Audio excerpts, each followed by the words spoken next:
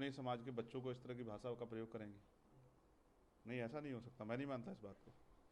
मुझे लगता है कि मीडिया मुझे गुमराह कर रही है और मीडिया चाहती है कि मैं उनके खिलाफ कुछ बोलूँ, लेकिन मैं बोल ही नहीं सकता हूँ। वो हमारी नेता है, मैं तो उनका सम्मान करता हूँ और हमेशा करता रहूँगा जीवन पर्यंत। लेकिन आप सोचो कि हम क्या कर रहे हैं ऐसा, जो इस तरह के शब्द अगर किसी के लिए यूज भी किए जाएँ तो क्यों किए जाएँ? क्या हम कोई बुरा काम कर रहे हैं? क्या समाज को जगाना, उसकी ताकत बनाना, उसकी लड़ाई लड़ना, 69 शिक्षक बच्चों भर्ती के बच्चों की लड़ाई लड़ना, पुलिस के भाइयों की लड़ाई लड़ना, 78 जो ARO हैं, जो समीक्षा अधिकारी, उन बच्चों की लड़ाई लड़ना, क्या ये कोई अपराध है? क्या बहन बेटियों की रक्षा करना कोई अपराध है क्या? तो फिर मैं क्यों मानूँ कि वो इस तरह के शब्द कह सकती हैं? उनको जो कुछ कहना मेरा नाम लेकर कहें तो मैं मानूँ कि मुझे कहा, अगर नहीं कि मेरा नाम लिया है तो मैं आपकी बातों में आकर गुमराह नहीं हूँगा कि उनके खिलाफ कुछ कहूँ। नहीं, वो हमारे नेता हैं, वो मुझे गालियाँ भी देंगी तो भी मैं उनके खिलाफ कुछ नहीं कहूँगा। मैं उनका सम्मान करता हूँ और ये सम्मान मेरे दिल में है और ये जब तक रहेगा जब तक मेरे शरीर में जान रहेगी, क्योंकि उन्होंने बहुत संघर्ष किया है। उनका अधूरा काम बाकी है, उसको पूरा करने के लिए हम लोग संघर्ष कर रहे हैं, दिन रात जी जान लगा रहे हैं। उसके लिए हमने जेलें काटी हैं 16-16 महीने। 16 महीने समझते हैं, 500 ज़्यादा दिन होते हैं। मार खाई है लाठियाँ पुलिस की, पैरों के नाखून तक खींच लिए पुलिस ने, दांत तोड़ दिए, रीढ़ की हड्डी में गैप है, गोली खाई है। ये इसलिए नहीं खाई कुछ तनख्वाह मिल जाए, इसलिए खाई है कि गरीब कमजोर समाज का स्वाभिमान जिंदा रहे, महापुरुषों का आंदोलन जिंदा रहे, उनकी बहन बेटियों पे होने वाला जुर्म रुक जाए, उनको रोटी कपड़ा मकान मिले, उनको अच्छी शिक्षा मिले, अच्छी चिकित्सा मिले, रोजगार मिले, वो टैक्स देने वाला समाज बने, मुख्य धारा में आए, उनकी बस्तियों में जो बुरी हालात है वो खत्म हो, ये जो मार उनके पास महंगाई की पड़ रही है खत्म हो।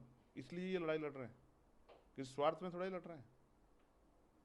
नहीं, मैं नहीं मान सकता हूँ कि वो ऐसा कह सकती है। हो सकता है कि उनका ट्विटर हैंडल कोई और चलाता हो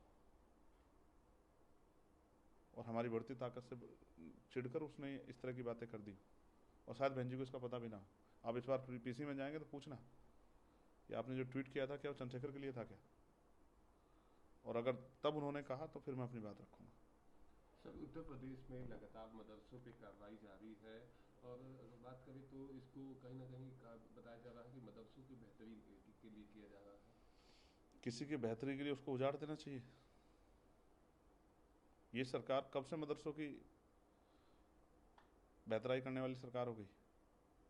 मदरसे के टीचरों का मानदेय बंद करने वाली सरकार, नई मान्यता ना मिले उनको रोकने वाली सरकार, मुसलमानों की खाल खींचने वाली सरकार, अलीगढ़ के पीड़ित लोगों पर झूठा मुकदमा करवाने वाली सरकार, कब से मुसलमानों की तेजी होगी? वक्फ पे मुसलमानों के अधिकार लूटने वाली सरकार, न्याय की आवाज उठाने पर सीधी गोली मारने वाली सरकार। आपको याद है NRC का आंदोलन? उत्तर प्रदेश में एक ही दिन में कितने लोग गोली लगी थी और दफीने नसीब नहीं हुए उनको, और तमाम नेताओं ने घर में बैठ के, क्योंकि सर्दी का समय था, हाथ आराम से सेके बैठ के, कि आप भूल गए हो? मैं नहीं भूला हूँ किस तरह मुसलमानों खूल से होली खेलने का इस सरकार ने किया। यही सरकार नहीं बदली है, सरकार ने उसके विचार बदले, और पैरों में नहीं मारी गोली, आंदोलन करने वाले नौजवानों को सर में गोली मारी थी, मेरे आज भी याद है।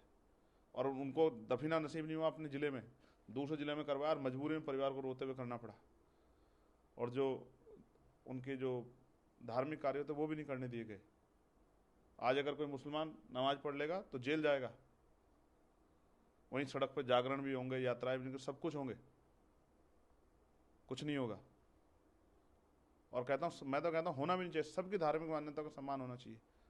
लेकिन जिस तरह से उत्तर प्रदेश में डॉक्टर बाबा साहब अम्बेडकर की जयंती पर कोई परमिशन नहीं दी गई कार्यक्रम की, सदगुरु रविदास जी की जयंती पर कोई परमिशन नहीं दी गई कि आप यात्रा निकाल सकते हैं, वैसे ही चाहे चेहल्लुम हो चाहे ताजिया का हो, उसके कद छोटे कराए। और ईद पे भी अगर किसी ने सड़क पर पैर रख दिया तो पुलिस ने लाठी से पैर आगे कर दिया। ऐसे निर्देश देने वाली सरकार कब से मदरसों की तेजी होगी? जनता देख रही है, इंतजार में कि कोई उनकी आवाज़ को उठाने वाला मजबूत आदमी मिले जो उनके साथ धोखा ना करे, क्योंकि बहुत दिनों चले आ रहे हैं। और जिस दिन उनका भरोसा आज़ाद समाज पार्टी मजबूत हुआ तो फिर उस दिन जो है उत्तर प्रदेश की राजनीति की जो है भविष्य बदल जाएगा। मेरी बात को आप याद रखना। एक और सवाल सर, मऊ से विधायक अब्बास अंसारी की विधायकी रद्द कर दी गई, उसके ठीक बाद आज सुभाषपा के राष्ट्रीय अध्यक्ष ओम प्रकाश राजभर का कहना है कि वो सीट अब NDA के कब्जे में है, NDA के साथ रही है तो वहाँ से हमारा ही उम्मीदवार होगा। देखिए, मैं उनकी पार्टी का निजी मामला है, वो किसके साथ कब्जे में रही है किसके, वो अलग विषय है। लेकिन आप जानते हैं कि सरकार में पूर्वाग्रह से कार्य हो रहे हैं। मुझे हर 3-4 दिन बाद कोर्ट में दानी पे जाना पड़ता है। वहीं बीजेपी के लोग इससे भी हार्डकोर बयान दे दें, गोली मारो सालों को, तमाम बयान दिए हैं, उन पर कोई कार्रवाई नहीं होती।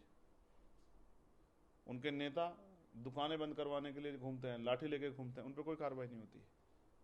ठीक है, न्यायपालिका का आदेश है, और जिस तरह से न्यायपालिका के आदेश एक जगह है, और जिस तरह से छुट्टी वाले दिन सरकारी दफ्तर खोल के जो अधिसूचना जारी की कि ये इस बात का पैमाना है कि सरकार अपना रुख स्पष्ट करके बैठी थी कि दूसरे आदमी को कोर्ट जाने का मौका ना मिले। सब उत्तर प्रदेश की पुलिस को नए डीजीपी मिले हैं, जिसको विपक्षी दल काफी हाशिए पे रखकर सवाल खड़े कर रहा क्या सवाल खड़े कर रहे हैं? है। यही कि कार्यवाहक डीजीपी, तो क्या उत्तर प्रदेश में एक भी परमानेंट डीजीपी नहीं बन पाएगा? ये सरकार कौन सा इतिहास बना के जाना चाहती? जाना तो सरकार को है ही, तो कौन सा इतिहास बना के जाना चाहती? कौन सी नई जो है राह दे के जाना चाहती है कि उत्तर प्रदेश में कोई भी परमानेंट डीजीपी नहीं होगा? और क्या आपको नहीं पता 12 लोगों को सुपरसीड करके बनाया है?